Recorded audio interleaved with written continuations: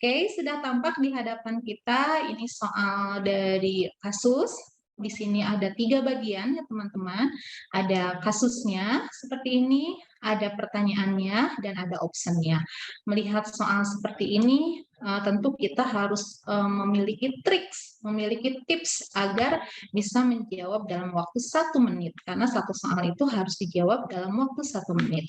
Apa yang pertama harus kita baca? Kita lakukan skimming dulu ya semuanya. Kita lihat dulu pertanyaannya. Ini pertanyaannya, apakah intervensi keperawatan prioritas pada kasus tersebut? Yang kita lihat, saya udah garis bawah ini adalah prioritas. Begitu melihat kata prioritas, artinya semua jawaban yang akan kita pilihkan yang ada di bawah itu adalah benar. Tapi kita diharuskan memilih yang paling prioritas atau yang utama. Itu kunci pertama. Jadi baca dulu pertanyaannya. Setelah itu baru kita lihat kasusnya.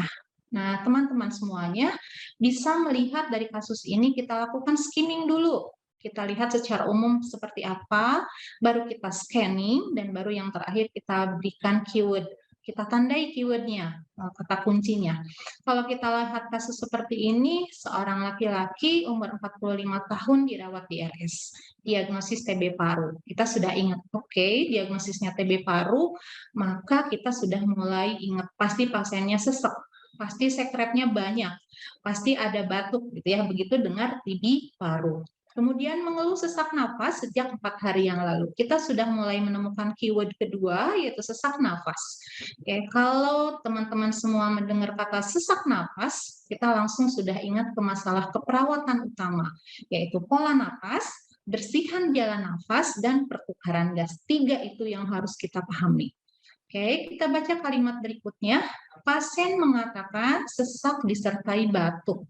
Ada dahak kental dan sulit dikeluarkan. Ini saya tandai keyword ya teman-teman. Batuk, dahak kental, dan sulit dikeluarkan. Kita sudah langsung berpikir, ini berkaitan dengan jalan nafas. Tidak berkaitan dengan pola nafas, tidak berkaitan juga dengan bersihan jalan nafas. Tidak berkaitan juga dengan pertukaran gas. Ini pasti kaitannya dengan jalan nafas. Oke, kita lanjutkan.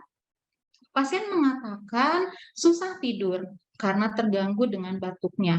Hasil pemeriksaan menunjukkan ini tekanan darahnya, bisa kita skimming aja. Ini frekuensi nafasnya 26 kali per menit. Sudah meningkat ya. Frekuensi nadinya 86, suhunya 36,7, tampak pucat, kelelahan, keluar keringat dingin, dan suara nafas ronhi.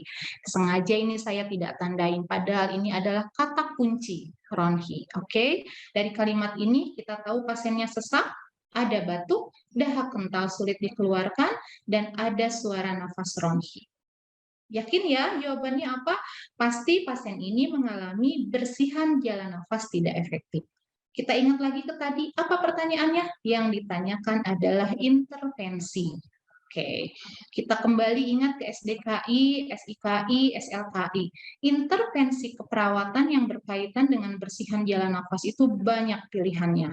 Intervensi utamanya kalau di SIKI, di standar intervensi keperawatan Indonesia, ada latihan batuk efektif, ada manajemen jalan nafas, ada pemantauan respirasi gitu. Sementara untuk intervensi pendukungnya ada dukungan kepatuhan program pengobatan, ada edukasi fisioterapi, ada fisioterapi dada, dan lain-lain. Banyak pilihannya. Tapi ingat, kita ditanyakan yang paling prioritas. Sehingga kita bisa milih nomor 1, latihan batuk efektif.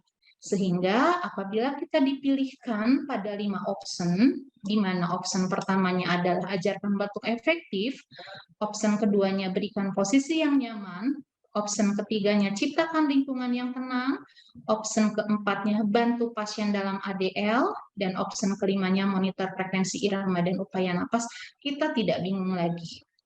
Memang benar, option A sampai dengan option E ini semuanya betul, sesuai dengan kasus yang tadi saya paparkan.